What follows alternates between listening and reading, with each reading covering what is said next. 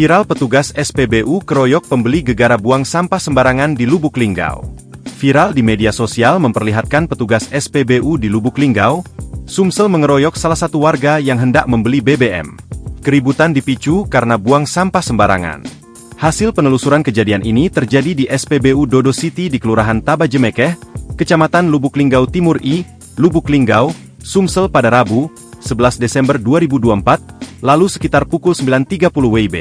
Kapolsek Lubuk Linggau Timur Ibtu Rodiman mengatakan keributan antara pelanggan dan petugas SPBU tersebut dipicu salah paham. Sekarang sudah selesai permasalahannya dan sudah berdamai, kata Rodiman pada wartawan, Jumat, 13 Desember 2024. Ceritanya keributan tersebut terjadi karena pelanggan bernama Supardi tersebut membuang tisu di lantai SPBU kemudian ditegur pegawai SPBU. Sopir, Supardi, itu ngantri, ada belalang di atas mobilnya, jadi dia keluar dari mobil untuk membuang belalang pakai tisu.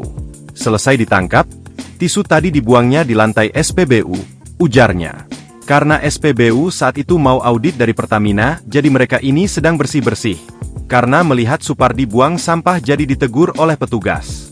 Karena ditegur tadi jadi tersinggung bapak itu, dan akhirnya terjadilah keributan itu, ungkapnya. Setelah kejadian tersebut viral di media sosial, personel Polsek Lubuk Linggau Timur pun datang ke TKP dan memanggil kedua belah pihak untuk menyelesaikan permasalahan itu. Jadi setelah itu, anggota Polsek Lubuk Linggau Timur datang untuk menengahi permasalahan tersebut dan dipanggillah petugas SPBU Supardi, bebernya. Setelah permasalahan tersebut ditengahi dan sudah klarifikasi juga, akhirnya mereka saling memaafkan.